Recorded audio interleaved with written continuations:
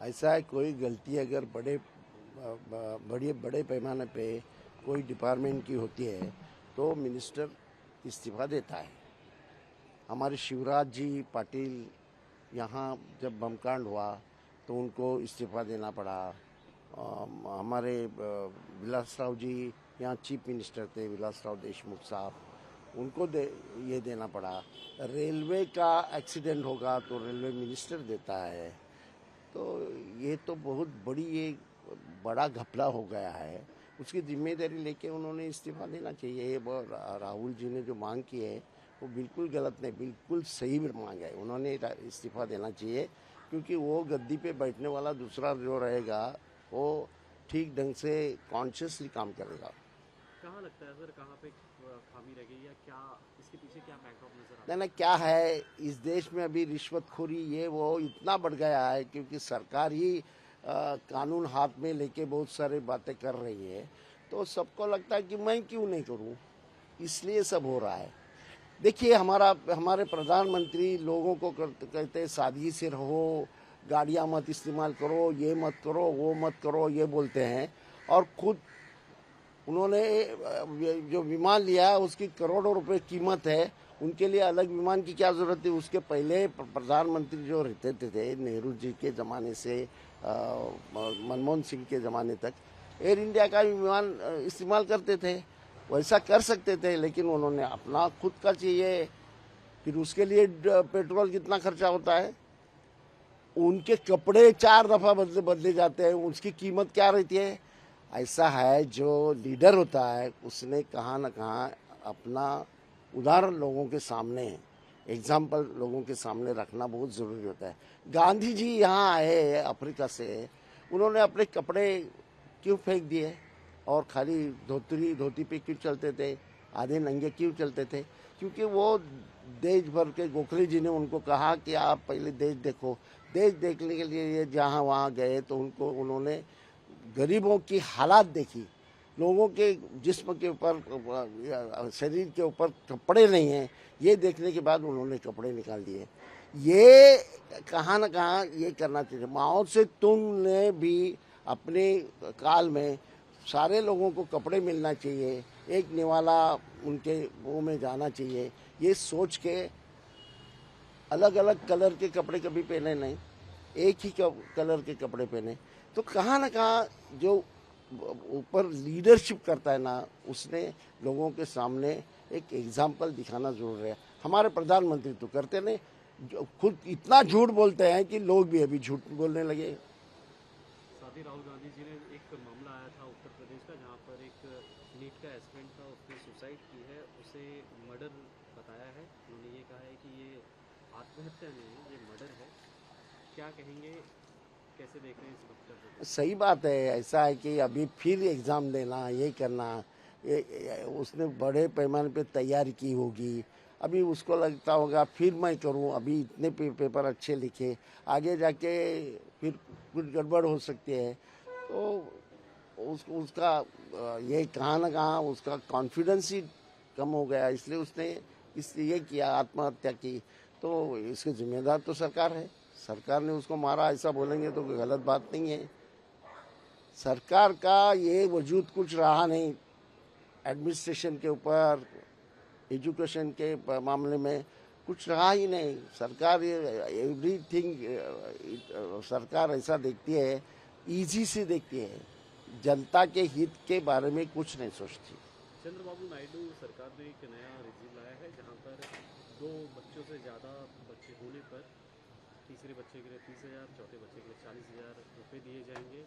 और जहाँ पर एक तरफ हम लगातार बात कर रहे हैं, चर्चा कर रहे हैं कि जनसंख्या कंट्रोल में लानी है, कैसे देखते हैं उनके इस फैसले को? बिल्कुल गलत है। ऐसा है कि लोक संख्या बढ़ेगी तो हमें ज़्यादा कुछ मिलेगा, ये सोचना ही गलत बात है। अभी अपने बच्चों को सिखाना है, पढ़ाना है।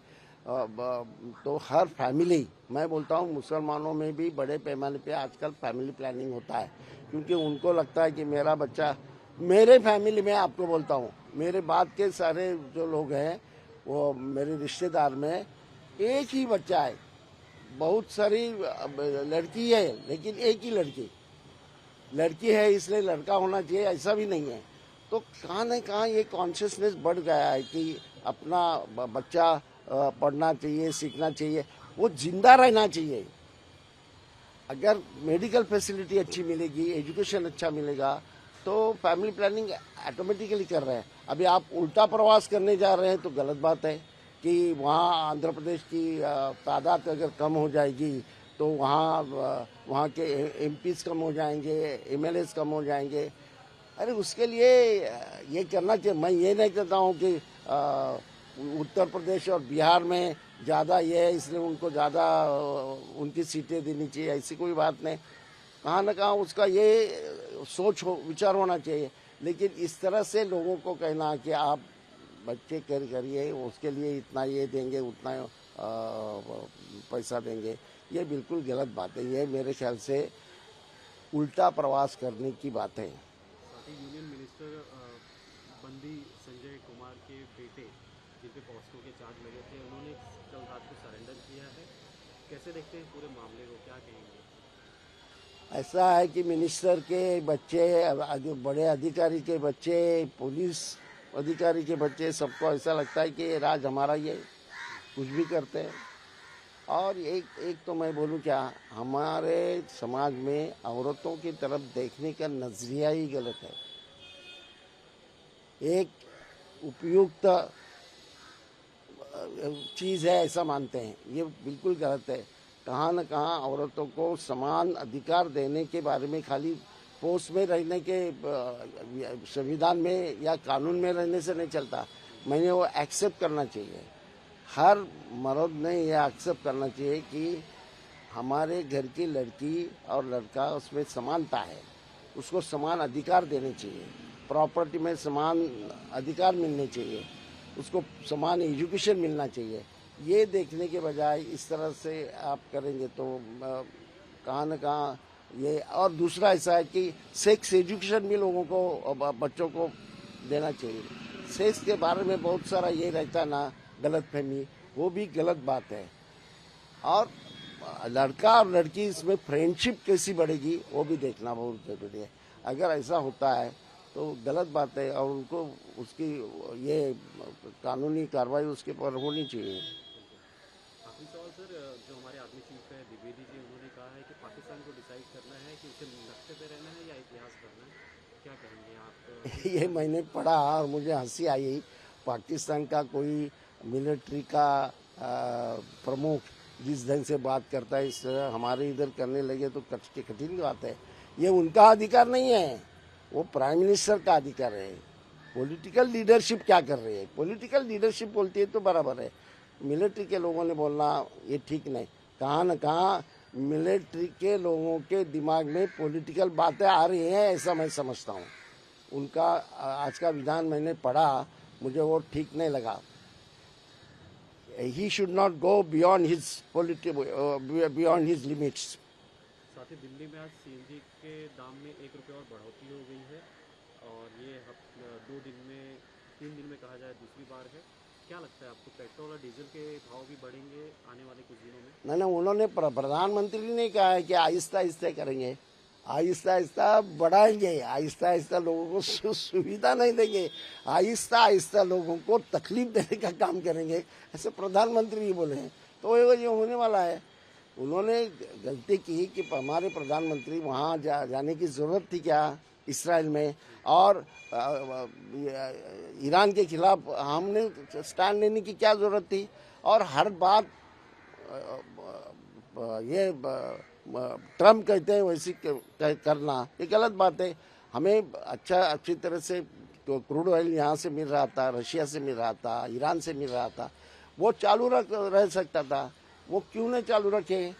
वो आदेश देते, वो हम मानने लगे, तो ये देश की हालत बहुत बुरी हो जाएगी और लोगों को उसकी तकलीफ हो जाएगी। अभी प्रधानमंत्री कहते हैं कि पूरी दुनिया में ये इकोनॉमी का प्रॉब्लम हो जाएगा, तो अरे वो युद्ध होना नहीं चाहिए। इसलिए जो कोशिश करनी चाहिए, नेहरू के ज़माने से ये हमेशा होता रहा है कि हमारी सरकार हमेशा इंटरवीन करती थी। अभी ये उल्टा प्रवास चालू किया है इन्होंने। अमेरिका जो बोलेंगे वो मानने लगे, इसराइल बोलेगा वो मानने लगे। अरे इसराइल ये देश कितना गलत तरीके से चल रहा है, ये उसको आप